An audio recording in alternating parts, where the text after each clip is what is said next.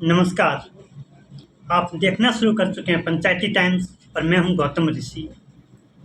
शनिवार को Raut IAS coaching centre में एक दुखद घटना घटी जिसमें 2 छात्रा और 1 छात्र की मौत हो गई। इस पे पिछले कई दिनों से छात्रों द्वारा मांग की जा रही थी कि दृष्टि आईएएस के संचालक विकास देवकीर्ति अपना बयान दें। तो उन्होंने आज अपना बयान जारी करके अपनी बात रखी है। उन्होंने कहा कि शनिवार को राजेंद्र नगर स्थित एक कोचिंग संस्थान की बेसमेंट में हुई त्रासदी घटना पर पक्ष रखते हुए कहा कि हमें खेद है, हमने अपना पक्ष रखने में देरी की। वस्तुतः हम नहीं चाहते थे कि अधूरी जानकारी के आधार पर हम कुछ कहें। इस देरी के लिए हम हृदय से क्षमा प्रार्थी हैं। एक्चुअली छात्रों द्वारा मांग किया जा रहा था बार बार कि उनकी बयान क्यों नहीं आ रहा है, वो क्यों नहीं कुछ बोल रहे हैं इस पे, क्योंकि उनका वायरल रीलें आती रहती है, हर चीज़ पे वो अपना वक्तव्य देते रहते हैं और बहुत फेमस हैं यूपीएससी एस्पिरेंट्स के बीच। वहीं आगे उन्होंने कहा, शनिवार को दुर्भाग्यपूर्ण घटना जिसमें 3 विद्यार्थी श्रेया यादव, तान्या सोनी और नेविन डाल्विन की असमय व दर्दनाक मृत्यु हुई पर हम गहरी संवेदना व्यक्त करते हैं। हम तीनों बच्चों के प्रति विनम्र श्रद्धांजलि अर्पित करते हैं और ईश्वर से प्रार्थना करते हैं कि परिवारजनों को यह अपूरणीय क्षति झेलने की हौसला प्रदान करे। इन बच्चों के परिवार से हमारा प्रत्यक्ष परिचय नहीं है, किंतु दुख की इस घड़ी में हम पूरी तरह उनके साथ हैं।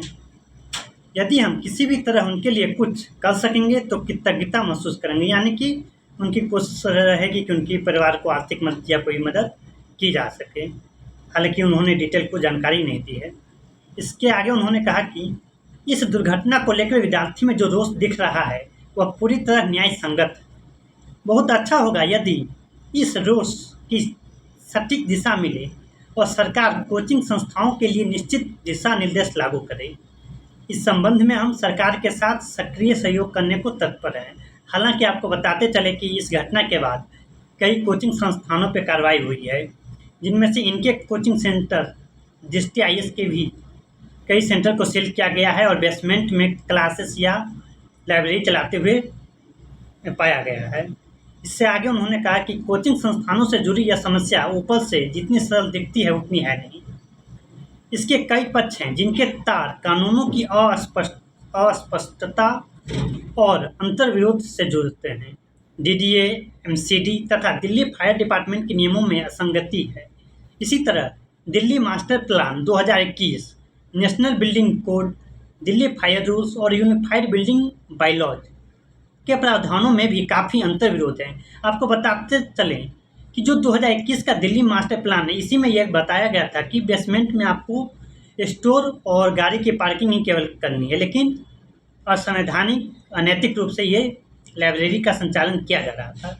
इससे आगे उन्होंने कहा कि दिल्ली मास्टर प्लान 2021 को छोड़कर किसी भी दस्तावेज में कोचिंग संस्थानों के लिए स्पष्ट प्रावधान नहीं किए गए हैं। आशा है कि केंद्रीय गृह मंत्रालय द्वारा नियुक्त समिति जब 1 माह में अपनी रिपोर्ट प्रस्तुत करेगी तो उसमें ऊपर लिखे अधिकांश बिंदुओं का समाधान मिल सकेगा। इसके आगे उन्होंने विश्वास के साथ कहा कि टीम दृष्टि विद्यार्थियों की सुरक्षा को लेकर अत्यधिक सतर्क रहती है। वर्तमान में हमारी मैनेजमेंट में फायर एंड सेफ्टी ऑफिसर का विशेष पद है, जिस पर कार्यरत अधिकारी नेशनल फायर सर्विस कॉलेज से पढ़े हुए हैं और बड़े अस्पतालों एवं मॉल्स में 14 वर्षों तक यही कार्य कर चुके हैं। वे प्रत्येक भवन का नियमित रूप से सेफ्टी ऑडिट करते हैं। इसके अतिरिक्त प्रत्येक भवन के लिए एक अधिकारी को जिम्मेदारी होती है कि वह रोज सुरक्षा के 16 बिंदुओं को चेक करे और इसकी सूचना बिल्डिंग मेंटेनेंस ग्रुप पर अपडेट करे। हमारे क्लासरूम जिन भी भवनों में है उसमें आने जाने के लिए कम से कम 2 रास्ते हैं ताकि किसी भी आपात स्थिति में बच्चे सुरक्षित निकल सकें। वहीं उन्होंने दिल्ली नगर निगम द्वारा जो पिछले कुछ दिनों में कार्रवाई की गई है उसका स्वागत किया है, स्वागत योग्य बताया है उन्होंने। वहीं उन्होंने आगे लिखा है कि इस समस्या का स्थायी समाधान यह है कि सरकार दिल्ली में 3-4 क्षेत्रों को चुनकर उन्हें कोचिंग संस्थानों के लिए नियत करे। अगर सरकार क्लासरूम्स, लाइब्रेरीज, हॉस्टल खुद तैयार कराएगी तो न ज़्यादा किराए की समस्या रहेगी, न ही सुरक्षा से जुड़े प्रावधानों की।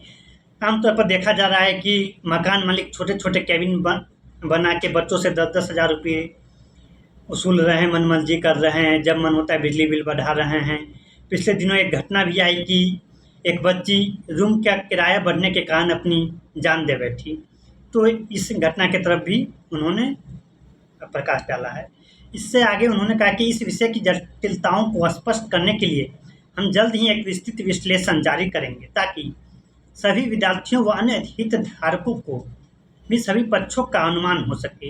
हमें विश्वास है कि जब सारे पक्ष सामने होंगे तब समाधान की सही राह निकलेगी। उन्होंने एक बार फिर कहा कि यदि जाने अनजाने में हमारी टीम से कई चूक हुई है तो हम उसके लिए पुनः खेद व्यक्त करते हैं। हम जब विद्यार्थियों की सुरक्षा को लेकर ज़्यादा सतर्क रहने का भरोसा दिलाते हैं। तो उन्होंने अपनी बातें पूरी रखी है। अब आगे देखते हैं कि कैसे क्या कार्रवाई होती है। विद्यार्थियों में एक रोष या गुस्सा था कि क्यों नहीं अवध ओझा हो या विकास देवकीर्ति हो, वो अपनी बातें रख रहे हैं छात्रों के हित में।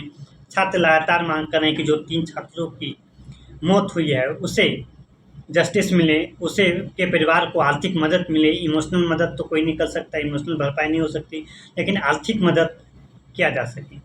तो आप बने रहिए हमारे साथ, तब तक के लिए धन्यवाद।